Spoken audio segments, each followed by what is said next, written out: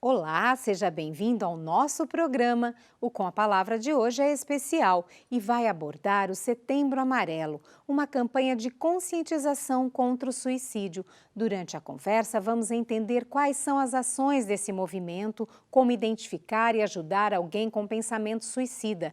E também vamos falar sobre a importância do CVV, o Centro de Valorização da Vida. Com a palavra, o psiquiatra Wander Nogueira Filho. O que é o Setembro Amarelo? O Setembro Amarelo é uma campanha que começou em 2015, a partir do Conselho Federal de Medicina, o CVV e a Associação Brasileira de Psiquiatria, e a finalidade é prevenção de suicídio, né?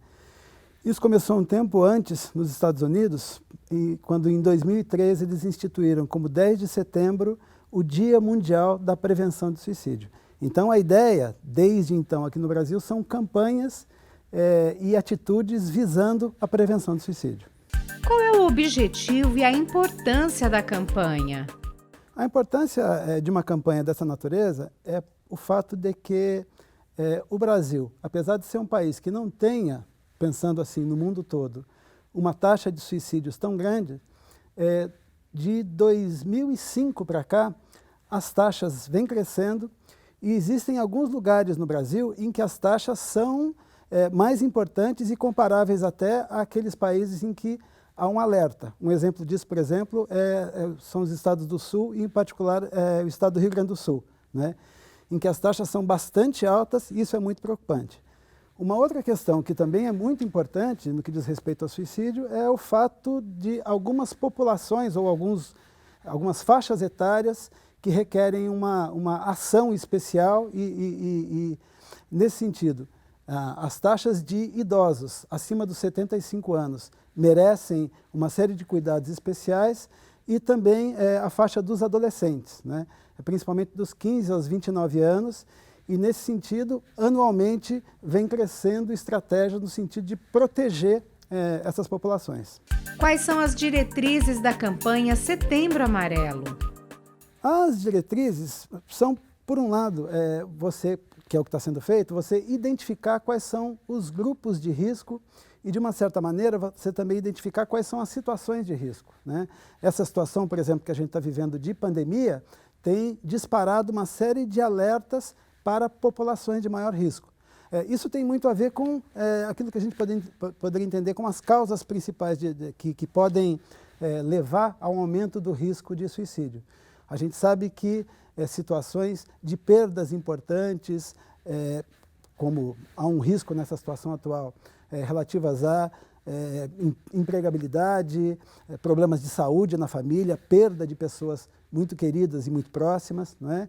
E, de uma certa maneira, uma outra preocupação, em termos de estratégia, vamos dizer assim, é o fato de que a gente sabe que em torno de 97% dos suicídios acontecem em função de transtornos mentais, né?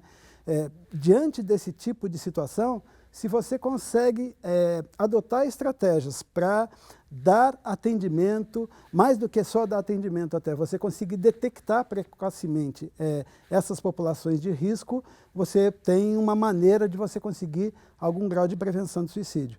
Nesse sentido das doenças mentais, a gente sabe que, de certa forma, os transtornos do humor, que tem uma grande prevalência e risco para suicídio, abuso de drogas, esquizofrenia e algumas formas de transtorno de personalidade são os quadros que merecem maior atenção, né? Uma coisa interessante a esse respeito é o fato de que, estatisticamente, você mostra que se você disponibiliza de uma forma mais abrangente atenção médica para esses grupos, você diminui as taxas de suicídio. Quer dizer, as cidades que têm serviços organizados de psiquiatria têm taxas menores comparativamente com as cidades que não têm, né? De uma certa maneira, também faz parte dessa campanha você tentar dotar pessoas estrategicamente posicionadas e instruí-las para a detecção de comportamentos de risco. Então, educadores, assistentes sociais, pessoas, assim como educadores, ligadas à educação de um modo geral, tentar disseminar em toda a área da saúde agentes que possam, de alguma maneira, detectar, dar resposta, saber orientar familiares, de uma certa maneira, também nesse sentido, campanhas, de certa forma até como essa, de divulgação relativa a questões de suicídio e, sobretudo, de fatores de risco e sinais que são sinais de alerta para suicídio também fazem parte dessa estratégia. Qual é a taxa de mortalidade por suicídio no Brasil? A taxa no Brasil, na verdade, assim, o último dado que foi publicado pela Associação Brasileira de Psiquiatria em conjunto com a Organização Mundial de Saúde é de 2015, que é uma taxa de 5,7 por 5,7 habitantes por 100 mil habitantes, né? Para você ter uma ideia daquilo que eu estava falando, da disparidade que muitas vezes acontece, no Rio Grande do Sul, essa taxa é de 23,9 por 100 mil habitantes, consideravelmente maior, né? Então, há diferenças regionais. Há diferenças, e de novo eu ressalto uma coisa que eu considero muito importante. Um outro problema é que, na verdade, de 2005 até 2015, que é quando a gente tem dados a respeito disso mais robustos, vamos dizer assim, está havendo uma elevação nas taxas no Brasil, e isso é, vamos dizer assim, um pouco surpreendente, porque, na verdade, no mundo todo, as taxas estão se reduzindo, embora não seja pouca coisa. Quer dizer, alguns dados falavam há algum tempo de mais de 800 mil habitantes, mais de 800 mil suicídios por ano, mas, na verdade, hoje em dia já atingiu mais de 1 milhão de suicídios por ano, e se fala numa taxa de 40, uma pessoa morre a cada 40 segundos no mundo, né? No curso dessa nossa conversa, muita gente está morrendo.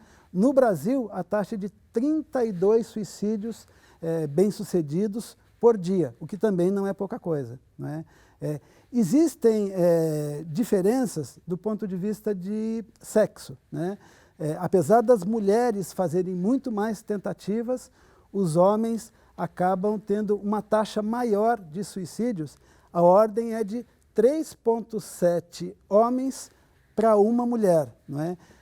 No caso dos homens, suicídio é acho que terceira causa de morte, principalmente na faixa dos 15 aos 35 anos, dos 15 aos 29 anos, que é uma taxa importante, principalmente porque é numa idade em que as pessoas estão estudando e numa idade bastante produtiva. No caso das mulheres, é menos, é a 8ª causa de morte, mas também é algo considerável. Existem categorias para o comportamento suicida? Tem a questão de pensar a respeito, depois disso a questão da pessoa que começa a planejar a respeito, que a gente entende até como um agravamento numa escala de alguém que estava só pensando vagamente a respeito, né? Muitas vezes a questão da tentativa, e dentro dessa questão da gente tentar qualificar a tentativa do suicídio, existem tentativas graves, né? Isso depende muitas vezes da medida que foi adotada, né? Quer dizer, há algumas tentativas que são quase como um pedido de socorro, um grito de alerta, como se diz, né? Outras não, você já vê que há uma consequência muito maior, terrivelmente, muitas vezes a pessoa até já fez algum tipo de pesquisa na internet ou alguma coisa desse gênero, então está com uma firmeza de propósito na direção do suicídio muito grande. E depois disso a questão da tentativa propriamente dita e, eventualmente, é terrível colocar nesses termos, mas o suicídio bem sucedido, não é? Muitas vezes a pessoa que vai fazer uma avaliação, e grosso modo, mesmo um familiar, quer dizer, se ele detecta que o filho vem falando a respeito, isso não deve ser minimizado e só imaginar que está querendo chamar atenção. Certamente há naquela manifestação um grito de dor, não é? E se essa dor, de alguma maneira, não é tratada, não é aliviada, o risco é que, ao longo do tempo, isso possa acabar se convertendo mesmo numa tentativa de suicídio e numa situação muito mais grave. Quais são os principais distúrbios relacionados à prática do suicídio? A gente fala, na verdade, em depressão, aquela pessoa que tem Acho que depressão para todo mundo é algo que pode ser entendido, de tristeza, baixa energia, grande sofrimento, pessimismo, e nisso inclui-se, inclusive, ideação suicida, não é? Alterações do sono, alterações do apetite, alterações da vontade para fazer as coisas, são sinais a serem identificados. Dentro dos transtornos, existe, dentro ainda dos transtornos do humor, aquilo que a gente chama de transtorno do humor bipolar, que são pessoas que podem ter episódios de euforia e episódios de depressão, e são também bastante graves, né? A gente sabe também que as questões ligadas ao abuso de substâncias, então isso vale para abuso de álcool, cocaína, crack, são comportamentos de grande risco, né? Tende-se muitas vezes a minimizar a gravidade do álcool, mas a gente sabe que é sob efeito de álcool que todo tipo de violência pode acontecer, não é? Desde violência doméstica, violência no trânsito, mas também situações de tentativas de suicídio, né? Além disso, um transtorno mental que é bastante grave, que é a esquizofrenia, e também situações ligadas a transtornos de personalidade. De uma forma mais geral, uma questão que a gente sempre leva muito em conta com relação à tentativa de suicídio, ou o risco de suicídio, são características de personalidade, sobretudo muito relacionadas à impulsividade. Quer dizer, pessoas que têm, eu costumo dizer que têm muito impulso e pouco freio, porque são aquelas pessoas que justamente diante de um trauma importante, uma notícia muito difícil de absorver, a ruptura de um namoro, uma discussão familiar muito séria. Às vezes a gente vê, a gente é chamado a atender em hospital, crianças até, né? Eu já atendi pessoas muito jovens que, diante de uma nota muito ruim numa prova, nessa situação de grande impulsividade, sai lá e faz uma tentativa, e às vezes até em alguns casos tentativas graves. Então, essa questão da impulsividade é um elemento muito importante também, né? A gente entende que um outro elemento que também é de risco é aquilo que a gente chama de rigidez na forma de encarar as questões. Porque, de uma certa forma, a gente pode entender que diante de um problema, se você estiver em bom estado, em boa condição emocional, você vai encontrar caminhos para tentar driblar aquela situação, e encontrar formas de ultrapassar uma dificuldade, mas na situação de rigidez mental, como a gente costuma dizer, é um pouco tudo ou nada, né? Então, por exemplo, numa ruptura de namoro, ou eu volto a namorar com essa pessoa, ou a minha vida não vale a pena, né? Ou eu consigo esse emprego, ou é melhor morrer, né? E quando há esse tipo de perspectiva em pensamento, é também uma situação de alerta, né? Uma situação que é muito presente, eu acho que sobretudo para adolescentes também vale como um alerta para pais. A questão de algumas falas que são, quase como a gente pudesse dizer, alerta vermelho, não é?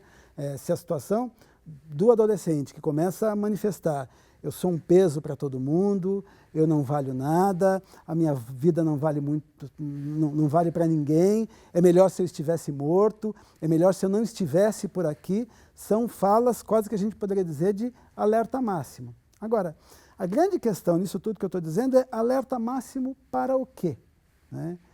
E, de certa forma, eu já disse que um aspecto disso é aproximar-se, é dar suporte. Em algumas situações de muito risco, é algo radical mesmo. Eu não vou sair de perto de você até que a gente encontre uma situação de melhor segurança. Nesses casos muito dramáticos e muito graves, a indicação é atendimento médico, não é? Desde o atendimento médico especializado, se ele estiver facilmente disponível, que é avaliação por um psiquiatra, ou eventualmente mesmo de um psicólogo, ou um profissional da área de saúde mental muito experiente, que possa de alguma maneira dar mais passos na direção de proteger, ou em algumas situações, e muitas vezes eu sou chamado para atender questões assim também, levar pelo menos a um pronto-socorro médico em que, mesmo que tenha disponível só um médico generalista, ele vai dar alguma condição de proteção até que se possa ter acesso ao especialista. Quais os fatores de risco para o suicídio? Os fatores de risco para suicídio, eles começam com a questão da genética, né? A gente sabe que em famílias com casos de suicídio há um maior risco para tentativas de suicídio para outros familiares. Então, terrivelmente, a gente vê famílias em que, às vezes, a cada geração acontecem tentativas graves ou mesmo suicídios consumados. Há um entendimento também de que crianças e, de certa forma, adolescentes submetidos a abusos muito precoces têm uma maior vulnerabilidade para adoecimento emocional e, de certa forma, também para suicídio, né? Alguns dos casos mais graves que eu já atendi ao longo, né, dos meus 32 anos de psiquiatria eram pessoas que tinham sofrido abusos verbais, comportamentais ou às vezes até mesmo abusos de natureza sexual na infância e adolescência. Então, isso muitas vezes é algo devastador na vida de uma pessoa. De uma certa maneira, como eu disse também, fatores de risco são transtornos emocionais, de um modo geral. Algumas características de personalidade são fatores de risco. São fatores de risco todas aquelas situações que a gente possa entender como perdas, né? Perdas de emprego, perdas de pessoas queridas, perdas de uma condição econômica ou profissional que era almejada. A gente entende também como fator de risco fazer parte de minorias, né? A gente sabe então que grupos ligados ao grupo LGBTQI+, são pessoas que têm um maior risco porque estão mais sujeitas ao longo do percurso da vida a sofrer situações de violência, de discriminação, de humilhação até, e podem representar risco de maior adoecimento. A gente sabe que populações indígenas, né, e hoje em dia, sobretudo, de jovens, dos 10 aos 19 anos, têm taxas bastante altas de suicídio. Acho que basicamente isso, quer dizer, todas essas condições que no final das contas impliquem algum tipo de sofrimento muito importante do ponto de vista emocional. Como notar que a pessoa pode ter esse tipo de comportamento? Para os adolescentes, os sinais mais importantes, que muitas vezes são relacionados à depressão, nem sempre são concretamente de tristeza. Podem estar no sentido de maior irritabilidade, prejuízo nas notas, tendência a isolamento, alterações do ciclo de sono, alterações do apetite, perceber que ele já não consegue mais se contentar ou se alegrar diante de situações que antes eram percebidas pelo adolescente como proveitosas, o adolescente que começa a evitar o contato com os amigos, o contato com a família.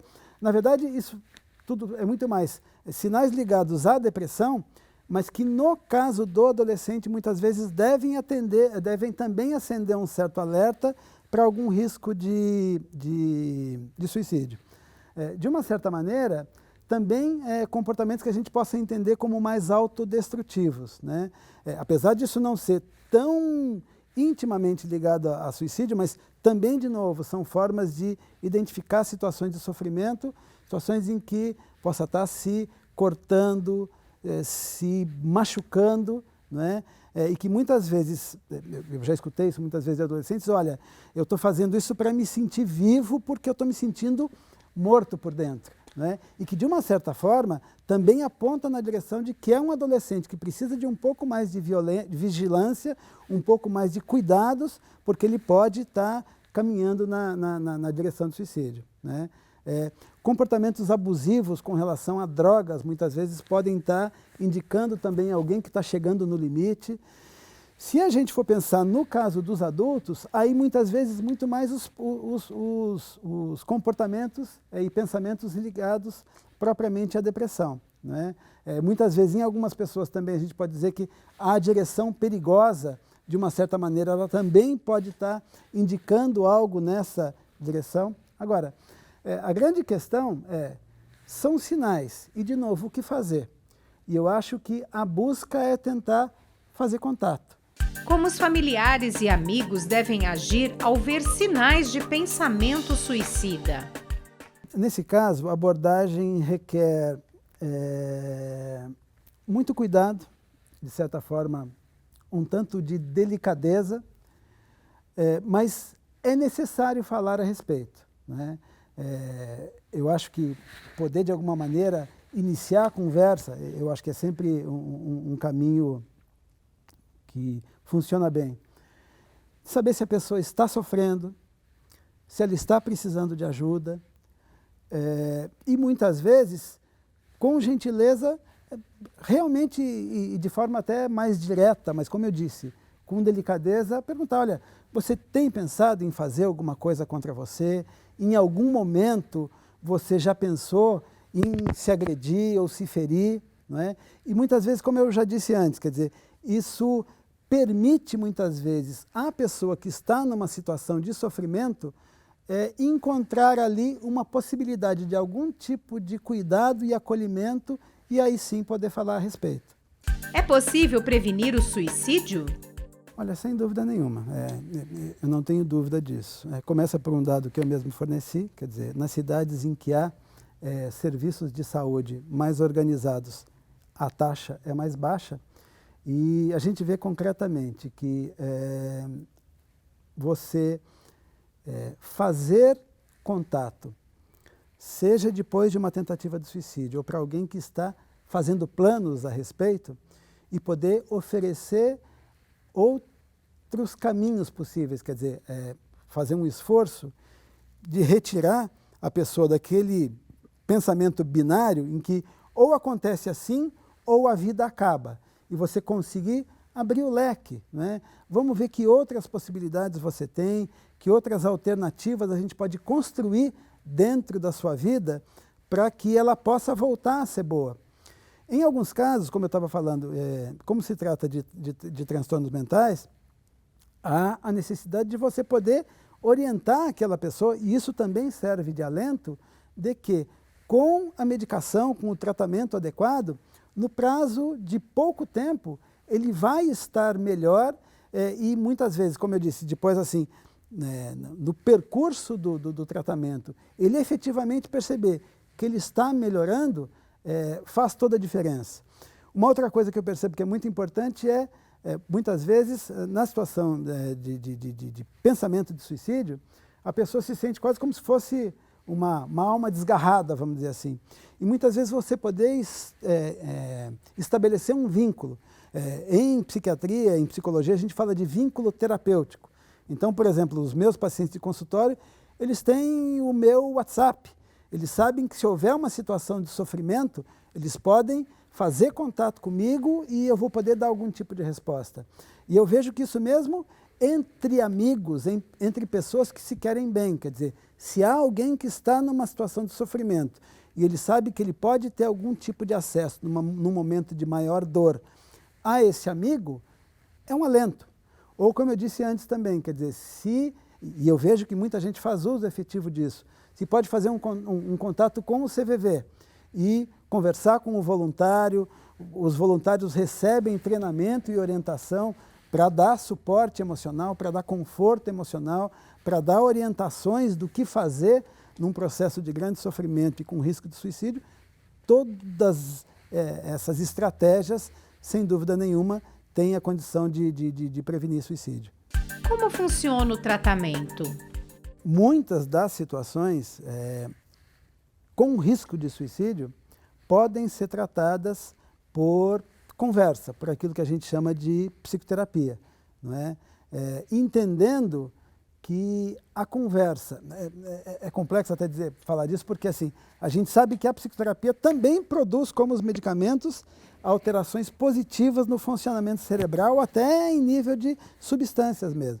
Mas de qualquer maneira, como eu estava dizendo, é a possibilidade de você abrir o campo existencial, abrir um pouco o leque da vida, para que a pessoa possa perceber as dificuldades e encontrar caminhos para lidar com elas, mas também, muitas vezes, o que ele não está conseguindo naquele momento, abrir o leque daquilo que possam ser possibilidades, que possam ser potencialidades e oportunidades na vida, né? Porque, como eu falei, um problema com relação à tentativa de suicídio, ao risco de suicídio, é o fato da pessoa ter o que a gente chama de uma constricção de pensamento. É quase como se fosse uma pista que antes era aberta e tinha muito caminho, a pista fechou e ficou muito estreitinha e por aquele caminho a pessoa já não sabe mais como caminhar. E muitas vezes, então, a ajuda, em termos de psicoterapia, é você, de novo, ajudar a pessoa a abrir o leque, né?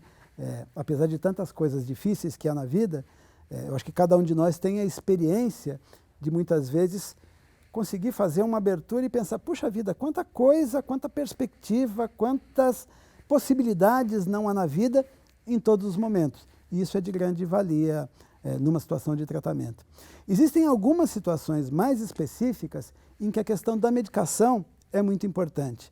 É necessário que se diga que hoje em dia, assim, em termos de tratamento psiquiátrico, a gente tem um leque de opções que está muito longe daquilo que se fala em termos de caricatura, de algo que vai deixar a pessoa dopada ou dependente de medicamentos. É muito diverso disso que a psiquiatria moderna propõe, e são medicamentos que têm a finalidade de colocar a pessoa num patamar de bom funcionamento para que ela possa se reabilitar para a vida dela.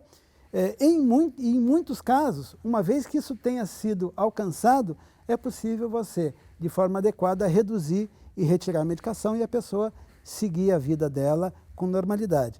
Qual a importância do CVV? É um serviço da maior utilidade, né? Muito reconhecido dentro do meio médico, inclusive, no sentido de que, através do telefone 188, oferece em tempo integral a possibilidade de você fazer contato com uma pessoa, e a gente sabe que poder falar a respeito de angústias ou mesmo do sofrimento em uma situação que poderia eventualmente levar a pessoa a fazer uma tentativa de suicídio é um fator de proteção, além do que, dentro do CVV, essas pessoas são previamente treinadas para dar suporte e poderem também indicar formas de ajuda, formas até mesmo de tratamento, se for o caso.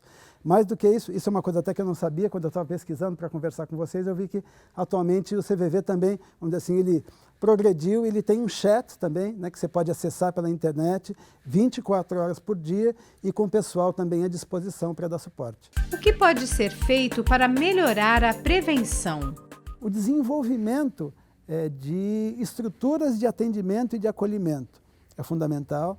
Aumentar e capacitar agentes na área de saúde, não necessariamente médicos, não necessariamente psicólogos, mas agentes de saúde, agentes dentro do sistema de educação, e capacitá-los para detectar e dar pelo menos os primeiros passos, também pode ser um elemento de grande valia.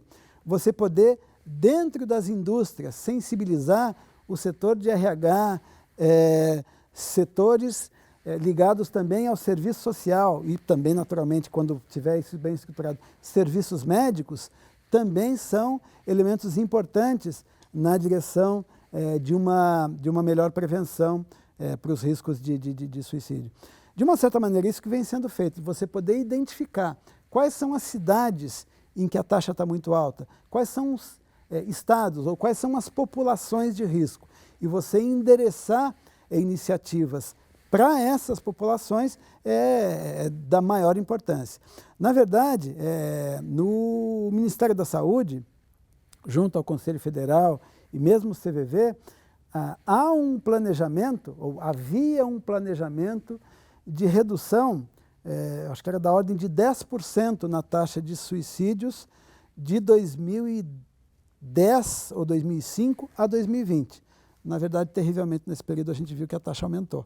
Não é? Então, eu digo assim, apesar de tudo, e há esforços nessa direção, talvez a gente precise ainda encorpar esses esforços que vêm sendo feitos. O Com a Palavra fica por aqui. Acompanhe o programa no nosso canal do YouTube. Obrigada pela companhia. Até a próxima!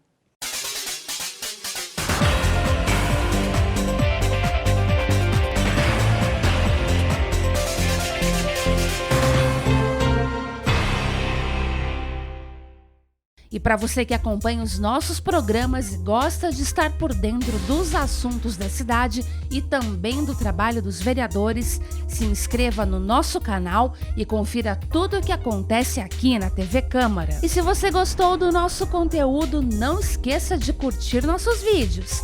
Deixe aqui o seu like. Deixe o seu comentário e ative o sininho para ser avisado de todas as novidades.